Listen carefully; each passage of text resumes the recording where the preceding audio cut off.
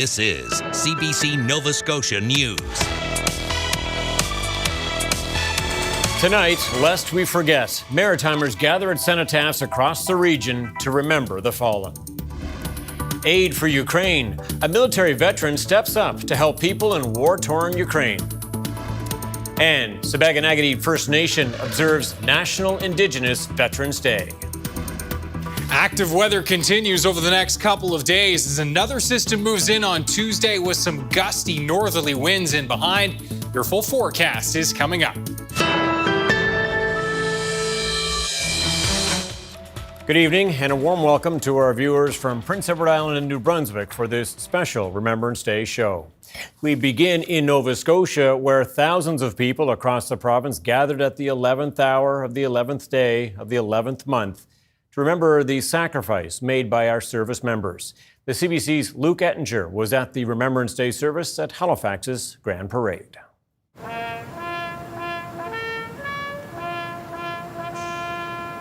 More than 1,000 people gathered at Grand Parade for Remembrance Day, including Nova Scotia's Lieutenant Governor Arthur LeBlanc.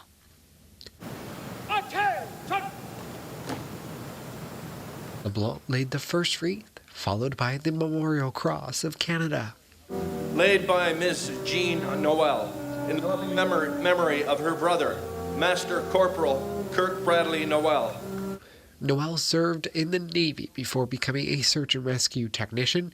He was killed in 2006 during a training exercise off Canso. In addition to his skills as an SAR technician, Kirk was also a very talented musician, playing in many bands over the years and helping to form a band on one of his tours with the Navy.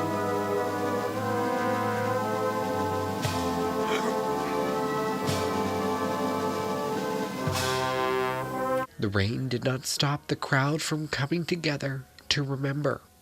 I never missed them. My father made me go to them when I was a child, and I didn't understand then, but now that I've served, I really understand it. So. Back in Brazil, I served for a year in the army, and I know that it's hard to be in the army, to defend the country. So I think that's very important to be here, even if it's not good weather. And people of all ages took part. Mateo Mercer finished second in the National Youth Essay Contest. As we are young, they served, giving freely of themselves. To them we pledge, amid the winds of time, to carry their torch. There was also a different start to the event this year. For the first time ever, a Mi'kmaq elder, Marlene Companion, performed a smudging ceremony before the service got underway. Luke Ettinger, CBC News, Halifax. Remembrance Day services were also held throughout PEI today. Islanders gathered with umbrellas in hand around the cenotaph in downtown Charlottetown for the annual ceremony there.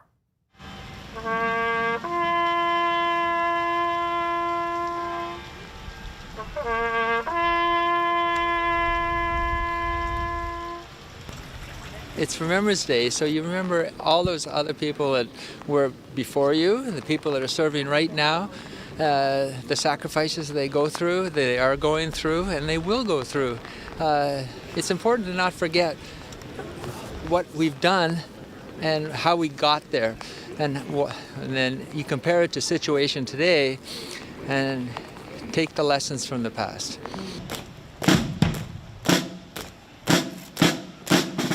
We still have a lot of active members. They're continually coming back and retiring from conflicts. So a lot of it's not seen as it was like with the wars. We don't hear about it. We don't unless you have family members or something to serve. You don't really know that much what's going on, what they're doing for us.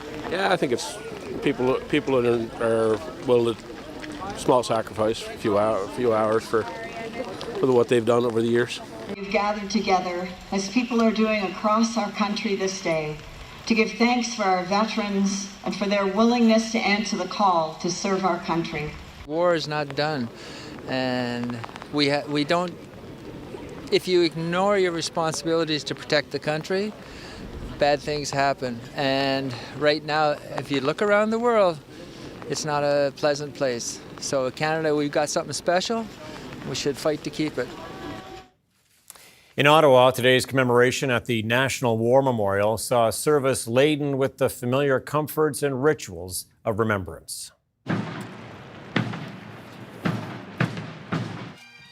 Remembrance Day has been marked at the War Memorial since it was unveiled in 1939, though Canada has held official services of remembrance since 1919.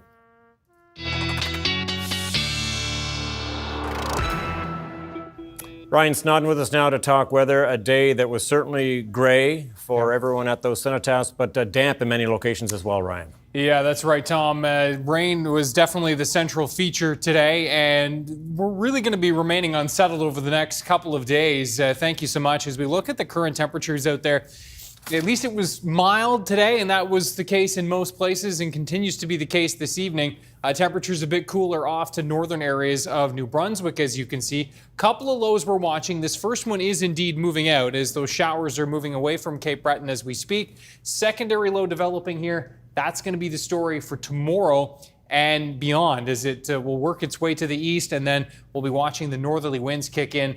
In fact, those will kick in tomorrow, gusting to 40, 50 kilometers per hour across Cape Breton. These temperatures will fall into the afternoon. Highs of just 3 and 4 degrees for northern New Brunswick. Temperatures falling in southern New Brunswick as well. Could see a few flakes mixing in for northern New Brunswick, by the way. And yes, we've got this rain moving in as we move into western areas of Nova Scotia in the morning, eastern areas into the afternoon. Cape Breton by supper time. We'll break it down with your full forecast details coming up in a few minutes, Tom. All right, thanks for that, Ryan. We will talk in just a short while. Thank you.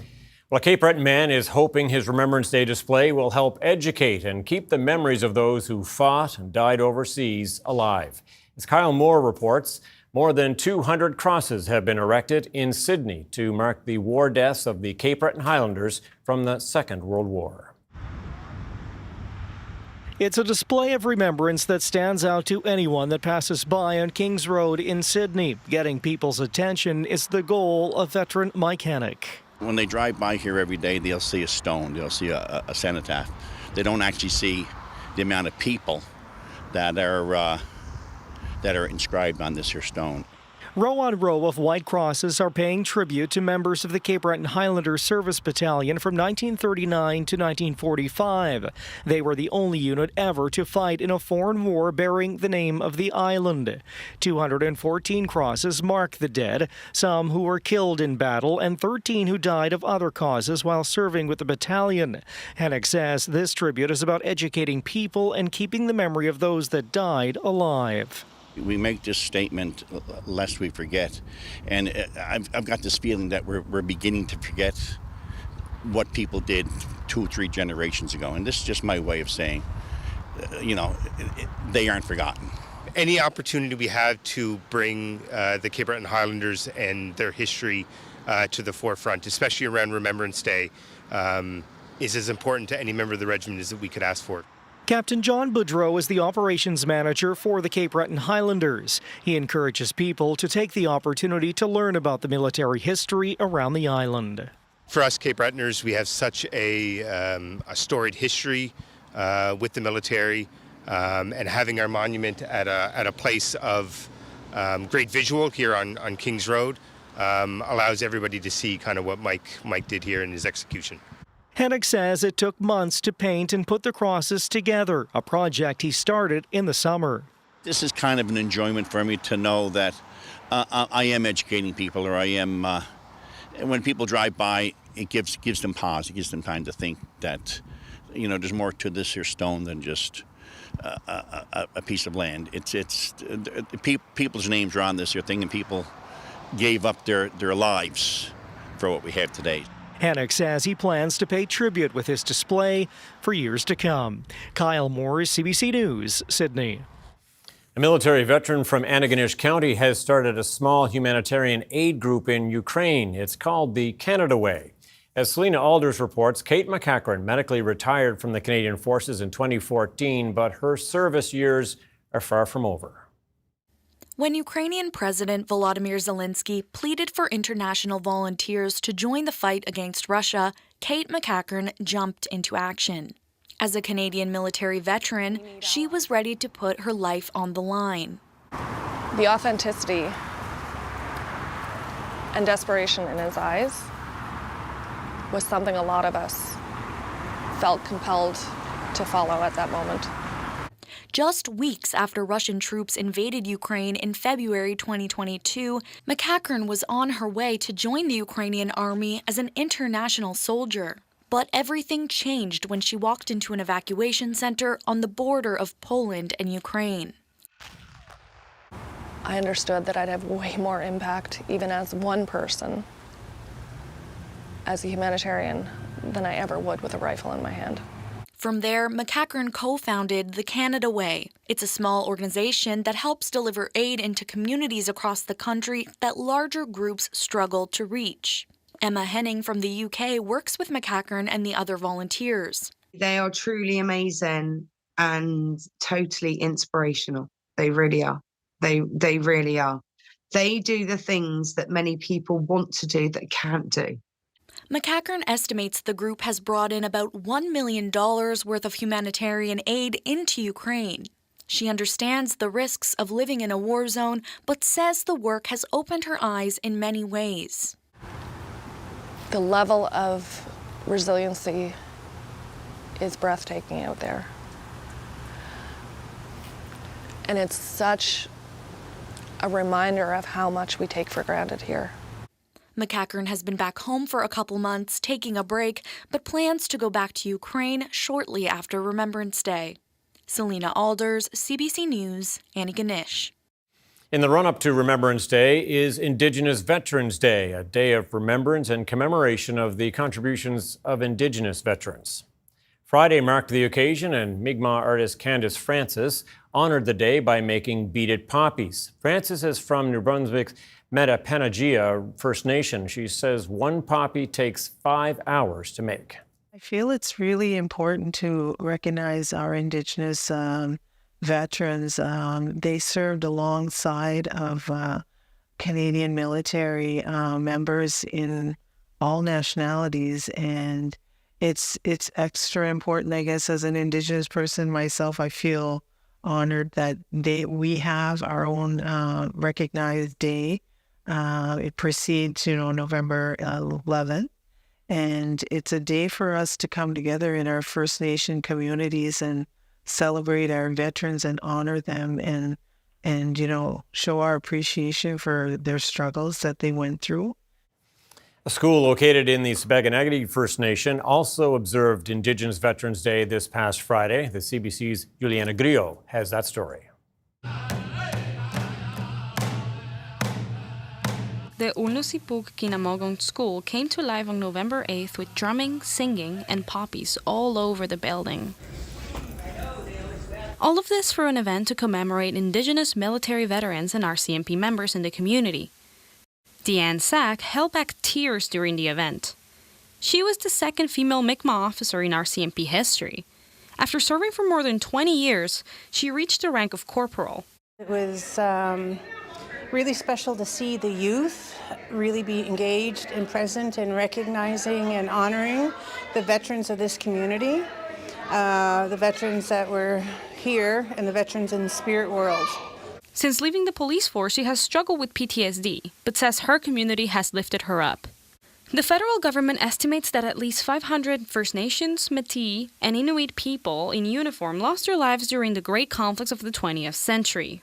And Sack says many more fell through the cracks after their service because of a lack of cultural, trauma-informed spaces. Principal Barrett Mason wants to make sure students know the stories of the veterans in their community.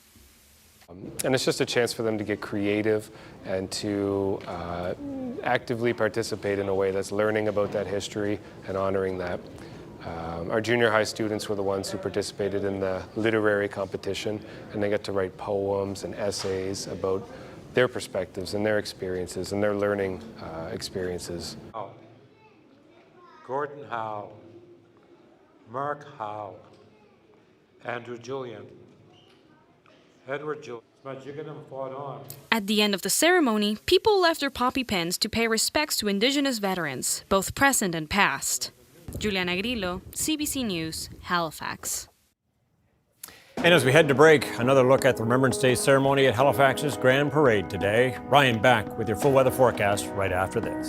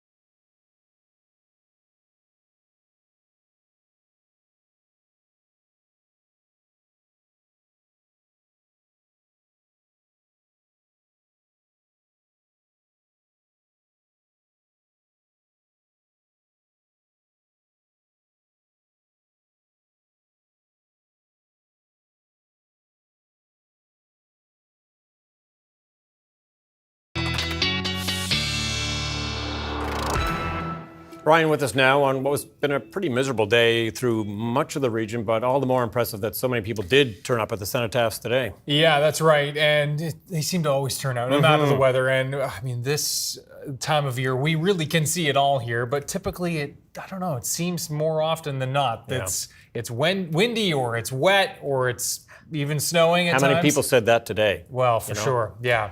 Have a look at our current temperatures and you can see, temps have been mild today. That is at least the one positive, as it wasn't bitter cold, at least for most of the region. Still pretty chilly at this hour. Bathurst, Edmundston, up towards Charlotte in the northern parts of New Brunswick. As we look at the winds, they kind of tell the story here. We've got that southerly flow, which has been pretty persistent and breezy, sustained in the 20 kilometer per hour range for most of Nova Scotia and into Prince Edward Island right now, and even sustained stronger than that for places like Hart Island, where we're gusting to 52, gusting just shy of 50 in Sydney. But that wind is going to ease as this first low passes to the east, and you can see that shower activity now clearing off from west to east, moving offshore, and we're seeing this little bit of a break in between these two systems. And what we're going to be seeing for tonight into tomorrow is this next low moving from west to east, filling things in. We're looking at that building clouds with that chance for showers moving in as we move into tomorrow, into the overnight, into tomorrow morning for New Brunswick, and could even see a few flakes mixing in with that. And so that is indeed the forecast for tonight for northern areas. We'll be looking at that chance for some flurries mixing in. Miramichi, Bathurst, Edmundston, down towards Dolktown. That'll be the best chance of that. Showers arriving before morning, Fredericton down towards St. Stephen, or at least in the wee morning hours. Moncton, just an isolated chance of a shower over the next little bit, and then you folks won't get it back into the mix until tomorrow. For Nova Scotia, looking at pretty quiet conditions tonight, chance for some lingering showers here in the east over the next little bit, and then pretty quiet. Similar story for Prince Edward Island, with fog patches developing all across the Maritimes, and you can see with your hour by hour here as we walk you through the timeline. There are those showers that are going to be wrapping up by the time we get to the midnight hour in most cases, and there's that rain redeveloping, moving in by tomorrow morning for, again, a good chunk of New Brunswick. Chance for maybe some patchy drizzle here along the coast with this southerly flow for Nova Scotia by morning. And then you can see as we move throughout the day tomorrow, just watching this rain tracking in from west to east, we will be looking at chance for showers for Cape Breton, but you folks tomorrow really looking at the greatest chance of staying dry through the bulk of tomorrow with just a late day shower chance. And the winds are really going to kick in from the north on the backside of this system. We're really going to feel it. And so, yeah, those temperatures will indeed be dropping, as we mentioned earlier in the program, for you folks across New Brunswick, with those gusts to 50 kilometers per hour for New Brunswick and western Nova Scotia. Lighter winds here with a kick in to northerly winds for the eastern mainland and into Cape Breton tomorrow, late day into the evening. Prince Edward Island will see those winds kick in from the north tomorrow as well. Let's time out the winds because they're going to be such a key portion of the forecast for tomorrow. There's 5 o'clock. You can see where the winds have started and where they have not quite kicked in yet. And then for tomorrow evening, everybody across the mainland gets into the mix, and then by 11 o'clock, even Cape Breton into the mix. And note those gusts, 60, maybe 70, possibly even 80 kilometers per hour for Prince Edward Island for tomorrow night. We're into those stronger gusts throughout the day on Wednesday, all across the Maritimes. So it is going to be a very windy Wednesday across the board, especially in the east. And that's where we'll also see the risk for some showers and flakes mixing in. Temperatures only in the 2 to 5 range. Brighter conditions, cold across New Brunswick on Wednesday, but bright. And then we'll see that area of high pressure trying to work its way in, but this retrograding low is going to be an influence on us all week long. So we have a quick look at these 7-day forecasts, and you can see staying pretty unsettled. Some warmer air wrapping in on the back side of this low will bump our temperatures up late week. And so that's some good news there as we look at the forecast for Nova Scotia. And you can see a quick look at the PEI forecast as well. Those temperatures, Tom, will be bumping up as we work our way to the weekend. All right, Ryan, thanks so much for that. Thank you. Coming up, Sam's story. A Canadian delegation retraces the steps of a Nova Scotia Mi'kmaq war hero.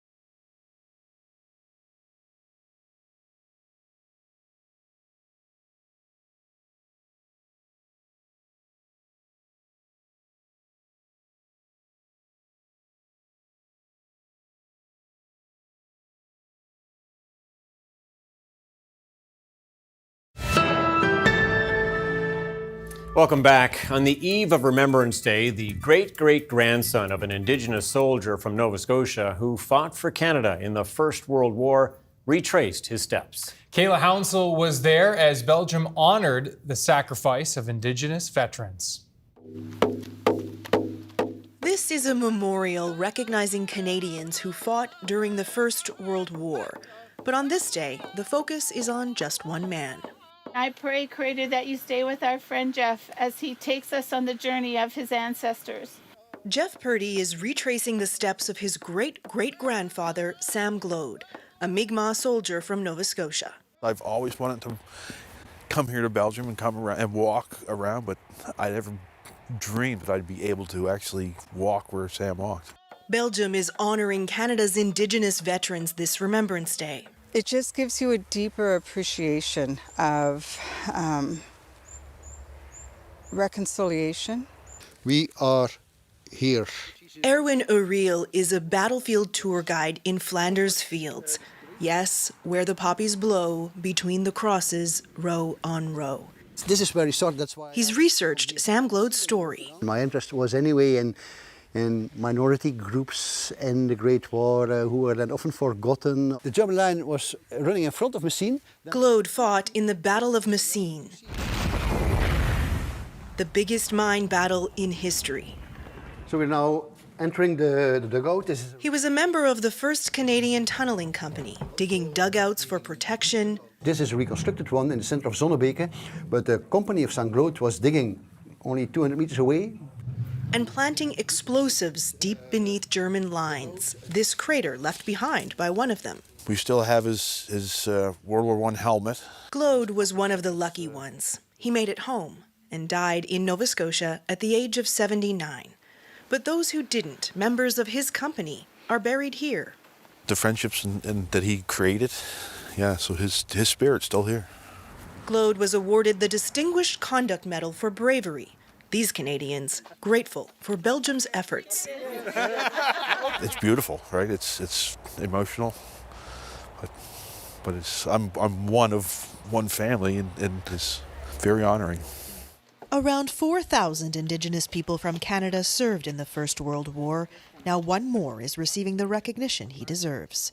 Kayla Hounsell, CBC News, Ypres, Belgium. And that's it for us tonight. Thanks for watching. We'll see you next time.